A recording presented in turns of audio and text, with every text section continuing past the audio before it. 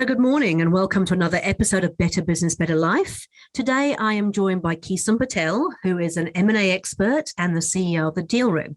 Welcome, Kison. Hey, thanks for having me. No, pleasure. Now, I understand that you're over in Denver and you very kindly joined us while you're traveling around the world, so appreciate that. Tell us a little bit about your story, Kison. Give us a little bit of history about, where you've got to and where you came from.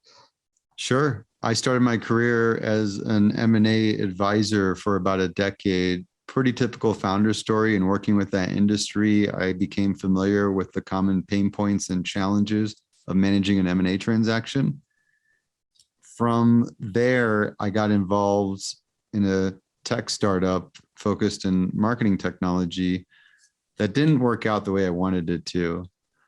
But it did expose me to the way software engineers would utilize these project management tools to manage developing software much more efficiently, which led to the inspiration for starting DealRoom as a project management product for managing mergers and acquisitions in 2012.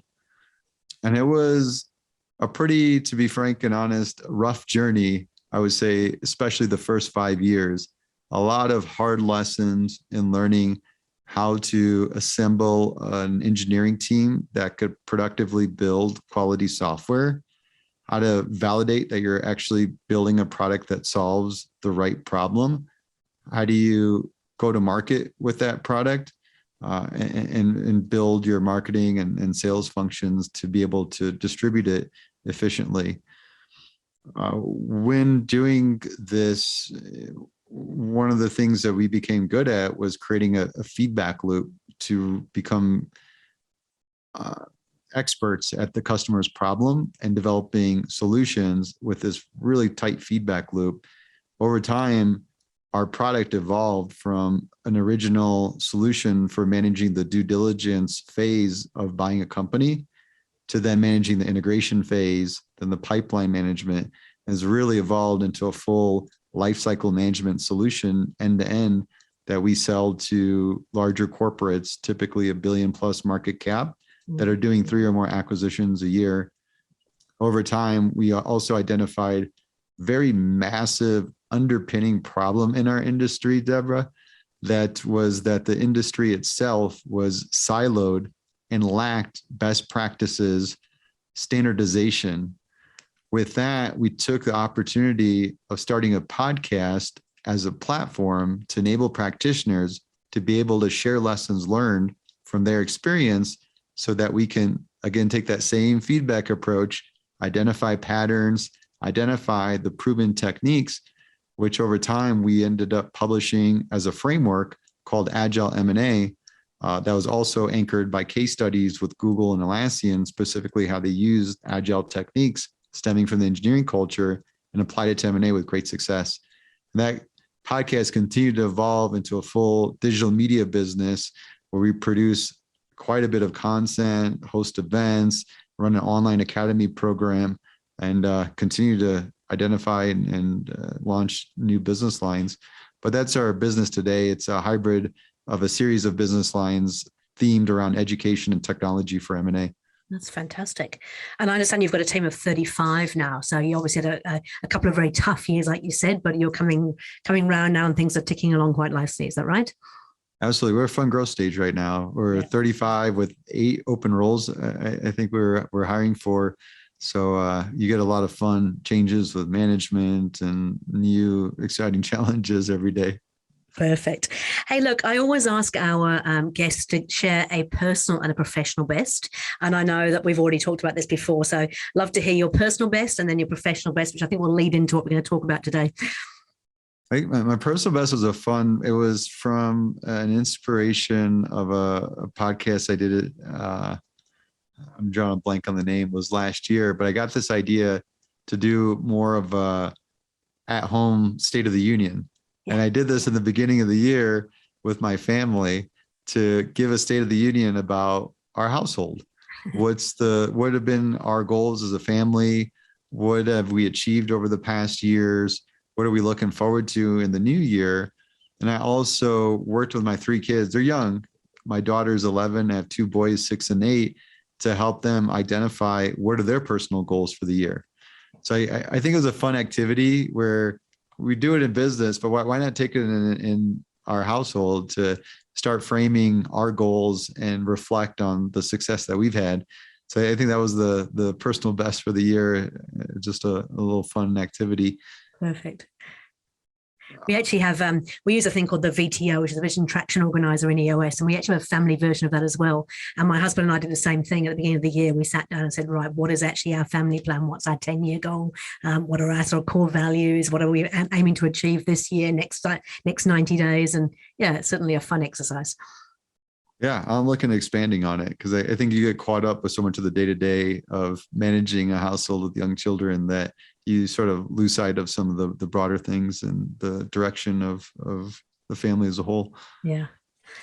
Okay, and I understand, just taking a little bit off track, but when we spoke before, your daughter is a little budding entrepreneur as well. And so she's been in business since she was 6, is that right? I remember 6, she came to me and said, Daddy, I want to start a lemonade stand. And I was a little resistant at first. I said, I don't know about this.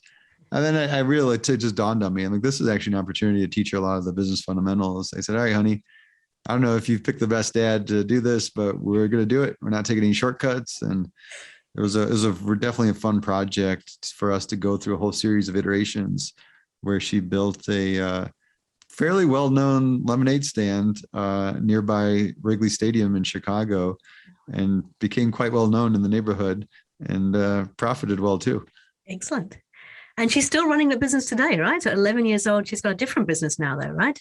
But yeah, she shifted. We had COVID happen, and she said, yeah, what am I going to do? I can't run a lemonade stand. I said, well, you got to do everything like everybody else in the world and figure out your digital distribution model. And I think she found her passion with jewelry. She started making handmade jewelry, sold a couple hundred to her classmates, and now she's working on her online web presence. I love it. Absolutely love it. Okay, so that's personal. What about professional? What's your professional best, do you think? For professional, for me, early years, I remember getting to a point where I had about 5 employees in the company and realized I was struggling with leadership, keeping a team aligned, motivated. And I didn't know where to go for help. I think back then there wasn't such a strong ecosystem for startups and resources of that sort. I wasn't well networked. And I remember I started reading leadership books, but it didn't quite resonate with me. And it was when I started reading organizational psychology books that really helped myself get a better understanding of what the ideal workplace should look like. Yep. And it's 3 key pillars that I reference today, which is creating a platform of communication where every person in the organization can feel their voices heard. Yep. And today we have examples of the most junior developer speaking up about ideas for our product that led to be one of the leading product features, to even any person on the admin team pointing out cracks emerging in the company so we can solve them before they blow through the floor. To be able to, secondly, create a acknowledgement for achievements, because everybody wants to feel valued, that their work and what they're contributing to is creating value for a greater good. And being able to do that on a monthly basis where we take time to acknowledge achievements across the different departments and functions in our company. And I think third is creating an environment where you feel you work amongst friends. You can build a good relationship that allows you to be comfortable, vulnerable, allows you to speak up and ask for help when you need it. And so we try to keep some of these, even now, more of a online experience with a little personal touch, so we can spend time to talk about some of the things outside the daily business, but also do fly-in events, things where we can spend time to really get to know each other and build those bonds. So those are the things that I've learned professionally that we strive for, to create a positive work environment that allows us to set a stage for progress. Okay. I mean, they're absolute fundamentals. I get it. I mean, especially in this sort of online environment, is making sure you have a really not only smart but healthy team that is prepared to have those discussions, prepared to work together for the greater good, is really important. Have you ever had a point where you've kind of hit the ceiling and really felt like you were just stuck and couldn't get past there? That's my biggest fear. It's probably the biggest thing I fear of. I've had that in prior businesses. This wasn't the first venture I've done.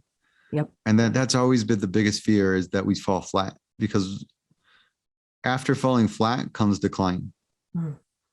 And decline leads to cease. Yes. And a lot of stress along the way as well. Yeah. And so that was the thing. It's always been the concern, is that flatlining. So we always have proactive measures to assure that doesn't happen. Since starting this business 10 years ago, every time towards the end of the year, things slow down for us, less and less so every year. And we take that time to retool, rebuild our business, reimagining, rebuilding our business, and looking at it with some external eyes, looking at it from the customer's eyes, and thinking through, how can we revamp this business? How can we remodel our organization to be prepared for growth going into the next year? Mm-hmm. And it's a lot. Every year we review the whole business model. We review our pricing strategy. We review the markets we're going after. We review our marketing. All these things, our full go-to-market gets completely revamped and just looked at with a fresh pair of eyes, and we retool it.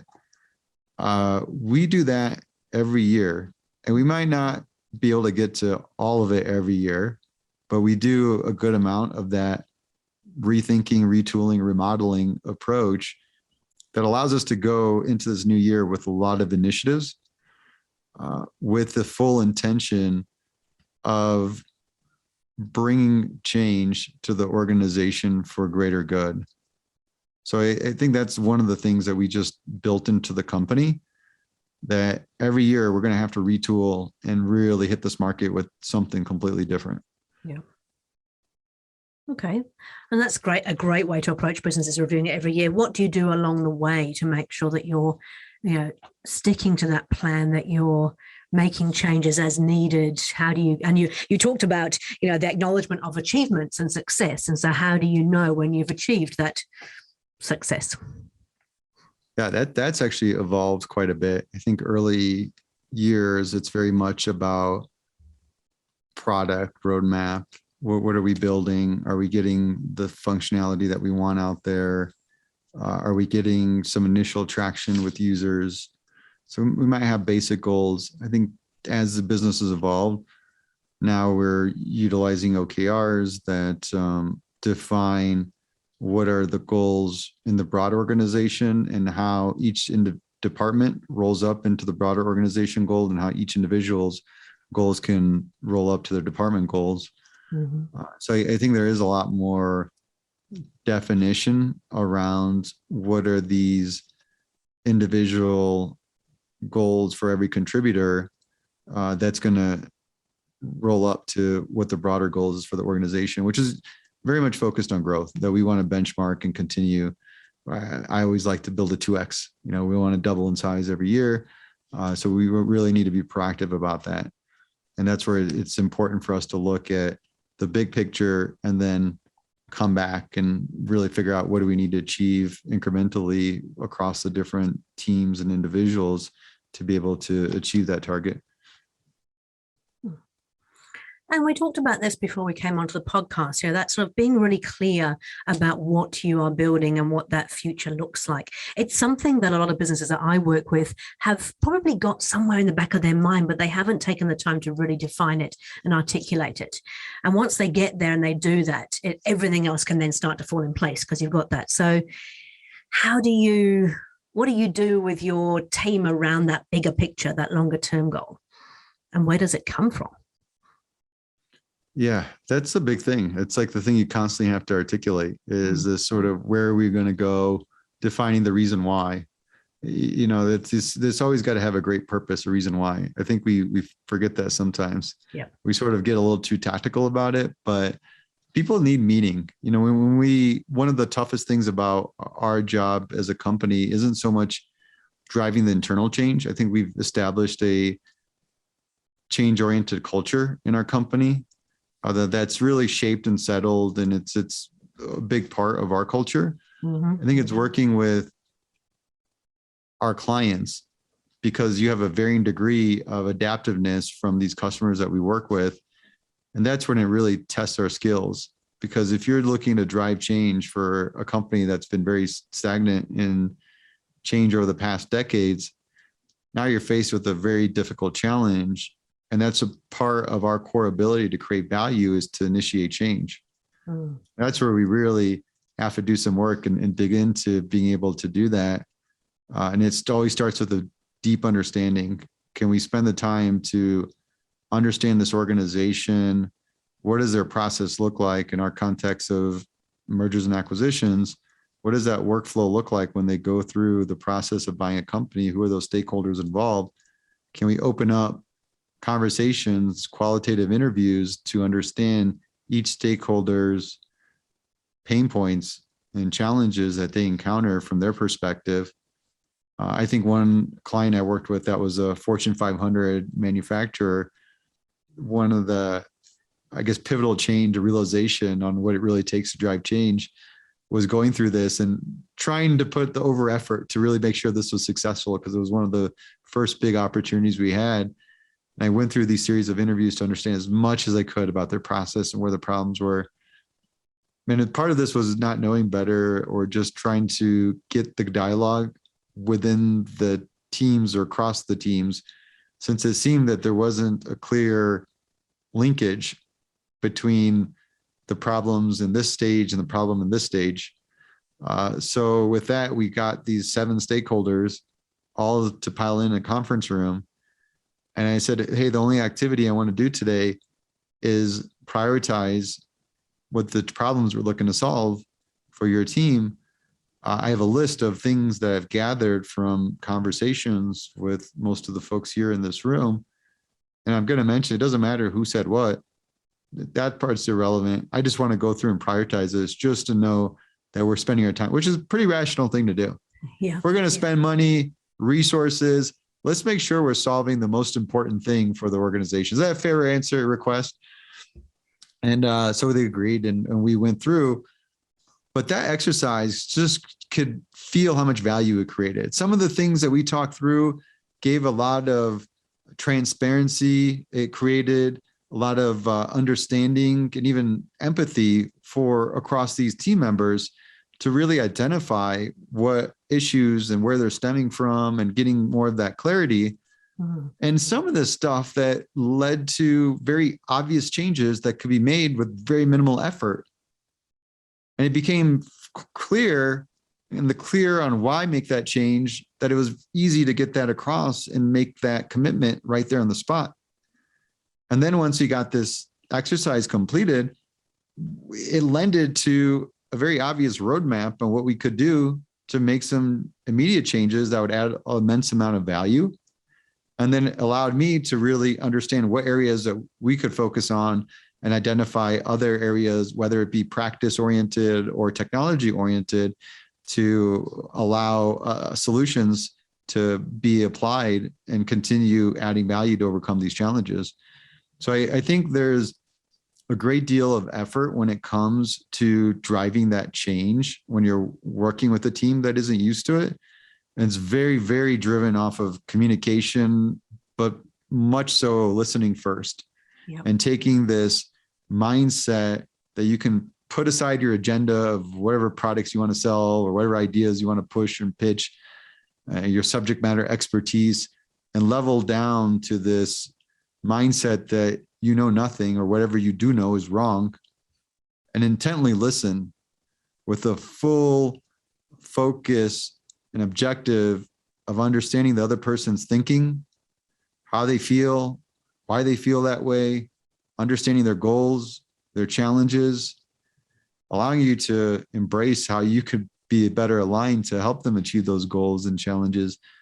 And that's what ultimately led to a lot of the ability to drive change by clarifying what the compelling reason is to change across this organization. And so is that same principle applied inside your organization as well? Because that's a very good way to look at things is, what are the issues, the opportunities, get them all out on the table, have the open discussions, prioritize them, make sure that you're dealing with them in the right order. Is that the way you run inside the business as well? You can absolutely, you can't be a hypocrite. Yeah. So there's sometimes you got to remind yourself that, hey, we preach and we talk about our values and things, but we have to ensure that we're living by those same values. So it's important to even keep that a very surface conversation internally. Yep. I think it gets a little easier to keep that aligned when it's part of the culture. And when you see it slipping in different areas, you got to be proactive about reminding your team members of these values. I think the area that we're moving into is we've been very clear about it in the recent years, which has enabled us to do better hiring because now we look for specific values. I think it's the stage we're at now is how do you regulate your team on those values that they can identify when team members are not living by those values? How do we sort of create a acknowledgement for those that are doing it well and acknowledgement for those that aren't doing it well? And so I think that's kind of where we're moving towards now is sort of how do you get the team to self-regulate it so it's not, a top-down responsibility. Absolutely. And so do you mind sharing with me the values in your organization or just give me sort of a sense of, what they are and how you help to keep those alive in the organization? Yeah, we have broader values for the company. We have leadership values. The broader values are responsiveness, yep, empathetic listening, change-oriented, attention to detail, and resilience. Nice. Yep. And then for the leadership values, it's discipline, learning pattern, empathy. And then we expand on those because obviously those words are broad and could have unique meanings to each organization. Sure. And so yeah, that's great. That you obviously you know them. You're living by them. How do you make sure the team is actually living by them? And what do you do? Two questions here. So how do you ensure the team is living by them? And what do you do when there's somebody who perhaps isn't the right fit? Talking about it. We talk about it. We put it in our job posts and our interviews and internally. We'll bring them up even when we have meetings just to remind everybody these are core things. And we do get those points when you see it lacking in specific areas. I had a sales rep that was late to respond to one of the relationships I had that I sent over to him. And I said, look, this is our first value is responsiveness. If we're not going to take ownership of this, we can get together and talk about it. And maybe we've got to reevaluate what our values are. That's something we figure if we're not going to do that, then we need to change it because we put this publicly on our website. And if we're not going to own it and live by it internally, that's a problem. And then you sort of get this realization like, oh no, you are right. I'm going to change that behavior and get that commitment on it. So I think that's one thing we're learning now is sort of how do you get the team to even self-regulate around that, which I think it's kind of the part of evolving your organization because you can't always, you got to let go of a lot of the top down, especially when you reach around 20 to 30 team members, you start standing up function. You really depend more on the leadership of each functional group. Absolutely. So have you ever had a real challenge in growing the organization? What would be the biggest challenge you've had? There's always been a challenge in every stage. Yep. Early stage was just getting the right engineering team together. Once you got a right engineering team together, we built the wrong product. And I think the thing a lot of entrepreneurs skip is validating the problem you're solving. If you can go through a series of discovery interviews to articulate the problem first, because the more better understanding you have of the problem, the better solution you can develop. Yep. We tend to skip that because we have our idea, we're excited, we want to go build a product, we got our idea in the mind, a lot of assumptions, we want to go build it. Then you find out the hard way that the customer has a very different view. And if you were to spend the time to understand how do they look at their problem, how do they envision what a solution would look like, and just at least have that feedback. There are a few wonders of Steve Jobs type of entrepreneurs out there, but in the reality, most aren't. Most should keep a tight feedback loop, really understand the problem, do maybe 40 of these interviews to look for patterns. You may stumble across a bigger problem that's actually worth solving. You may find out your problem wasn't worth solving. You may twist it a little bit and understand it in a way that allows you to think of a different solution than you originally had in mind. And then you bring this network of people you're developing in a journey with you as you iterate and start evolving and developing solutions. That was a big pain point and challenge. And as you create the solution, having it in that early mock-up stage makes it a lot easier to make modifications and changes. When you build a product, it's a lot harder.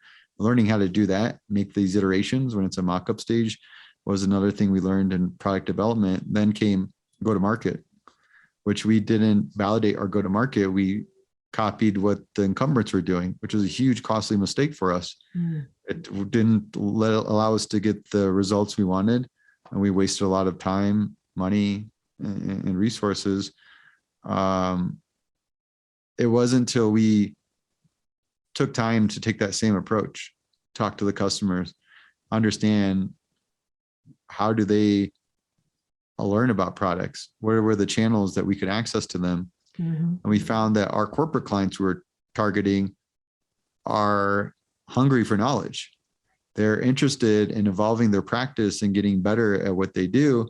That in turn, we should provide them these resources that this industry lacked, the resources they need to equip them to do really well. That problem I mentioned prior of the silos and lack of standardization, we were able to fill that gap by doing a series of interviews of subject matter experts, extracting what are some of these key takeaways, lessons, and techniques. Being able to provide that as a resource allowed us to build trust, build our brand, get recognized as subject matter experts. And then that allowed us to start fostering those relationships by providing value upfront for free. That in turn turned our business into this inbound business model, which is very unique in our industry. Most other competitors are doing purely outbound. They have a lot of overhead. They have to pay field reps. They give them expense cards, travel expenses, etc. And now we've been able to challenge that model with this inbound inside sales model that was as effective, or if not more effective, as we've sold into multinational companies.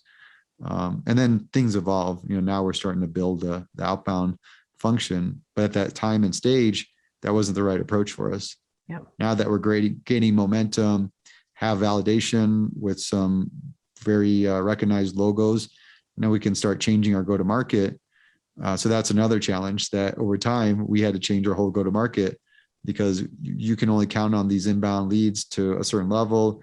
Our focus shifted from the smaller SMBs to large enterprise. And then when you change your focus to large enterprise, your whole go-to-market motion needs to change as well. So there's always been a series of challenges. And even now, keeping up with our hiring needs. As I mentioned earlier, we have 8 open roles for a team of 35. It gets challenging for each of my functional leaders to take ownership of hiring. That now we need to develop a central HR function to support hiring across the functions. So that it's the current challenge. It never ends. So it's always, you look at it as an exciting opportunity for yourself as a leader to learn and keep growing. It's interesting. I actually worked, I don't know if you're aware of him, Dr. Rob Adams, who is a market validation expert over in the US. I actually worked with him and trained under him. And he was saying that, market validation, it's an ongoing thing. Sure, you need it right at the beginning, but it's something you should be doing all the time. And you've just articulated it beautifully, almost as if you were reading from his book, in terms of we don't spend enough time actually understanding what people really want and testing whether our ideas are great, because, by having those conversations with customers, you uncover things you perhaps never thought of, or you realize that what you thought they were prepared to pay for, they actually aren't. So that's great to hear you putting that stuff into practice. Hey, we're coming to the end of the podcast. It goes so quickly. It's almost our sort of our time, but I always want to share sort of 3 things that people can actually take away with them. So 3 top tips or tools or books or things that change your world. What would you share with the listeners? I always say, when we say that, I think of values, and the values I mentioned earlier around leadership, where it's discipline, learning pattern, and empathy.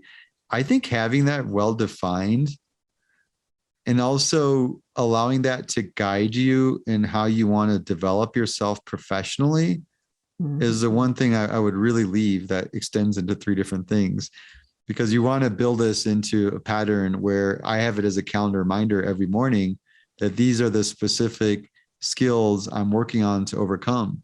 To have a lot of people to know this, I used to mumble all the time, and Oh, really? old colleagues I've worked with will remember that when I had new people, they had trouble understanding me because I mumbled, and that was something I had to overcome. And I had to have a reminder. I took voice lessons, even taking an alphabet tutorial on YouTube to pronounce each letter clearly.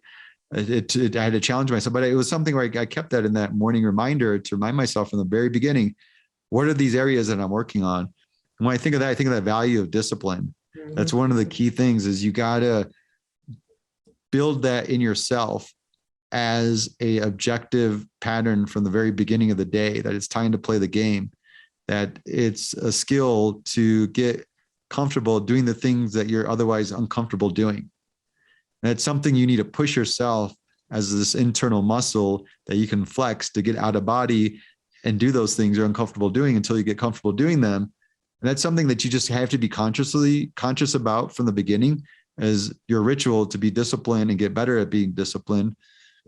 We talk about a learning pattern is one I've been talking to my daughter a lot about recently, that as you evolve professionally, you also have to exercise that ability to learn, that you actually need to get more efficient about learning, because when you grow a business, you constantly need to learn about different things, different areas. We talked about these different challenges.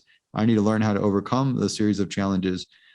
And a lot of times we get comfortable in a certain pattern of learning where we may be used to channels like our blog posts that we follow, Wikipedia articles. We don't have a strong habit of reading books. While reading books is a good challenge in a lot of ways because it requires a lot of focus, it can help be a form of meditation and exercise your concentration capabilities. But you're learning from a different format where a lot of times people condense a whole lifetime experience into a book. So being able to expand on that and saying, hey, now I'm going to include specific books as part of my learning pattern. And now what I'm working with my daughter, Shyla, on is subject matter experts, that you're building this business and you can learn from these online resources, but you need to be able to create a network of professionals in your industry and field where you can leverage and learn from their experience, and leverage that network as you come across challenges, and be able to have that peer group or mentorship group that you can rely on for the advice, the guidance, the ideas that'll allow you to navigate those challenges and make better decisions. So that's like a really important. That's why I'm a big advocate of podcasting. Yep. It often gives you access to people that you would otherwise be able to have access to in a way that's cordial, because you're helping them out by getting their messages out there, but you're also developing yourself and your communication skills at the same time. So it's really helpful. Learning pattern. And then the third one I would say is empathy, what we talked a little bit about earlier, when you can really push away your own agenda and get into this absolute focus on the other person to align yourself around their goals and objectives. It really builds this in-depth relationship with others that allows them to feel that they're being felt and that your intentions are there. And they tend to reciprocate. When somebody's helping them, they naturally want to help back most of the time. Not always. If they're not, they're more self-serving, then you can move on and find somebody else that is more of a better nature. So I think those are the topics. I always think of those values as with the key three. In terms of some books, with the empathy, Just Listen was one of my favorite books written by Mark Goldston. I remember struggling reading with all these leadership books, and I came across Mark's book, Just Listen, and it taught me so much about empathy that really helped myself develop much richer professional and personal relationships. So that's one I always encourage when I'm meeting new entrepreneurs or speaking with undergrad students. I like when we think about learning pattern, and a good example of a book with a lot of concentration of knowledge is a book called Just Listen that I believe was put together with Peter Bravin, that is a compilation of great world thinkers. I think they listed as Darwinism to Munger. And I like the theme of the book. They sort of walk you through the evolution of the human brain into why humans make misjudgment based on 20-some biases that we encounter, so that you can be conscious about it, and walks you through ways to make better decisions. It's a good bedside book because each chapter gives you a lot to think about. Yeah. But those are a couple favorite books. Well, that's fantastic. Hey, look, thank you. You have been very, very generous in terms of sharing and helping out our listeners. I'd just like to thank you from the bottom of my heart for that. I really appreciate it. It's all about, for me, it's all about helping others to actually learn from other people and to live a better life. That's what my ultimate passion is, getting people living a better life through creating a better business. So really appreciate your time. If somebody wants to get in contact with you or find out more about you or about the business, what's the best place they can go to do that? Sure. If anybody's interested in mergers and acquisitions, we have tons of free resources. It's available at mascience.com. Myself, I'm on LinkedIn, Kison, Kison Patel. Wonderful.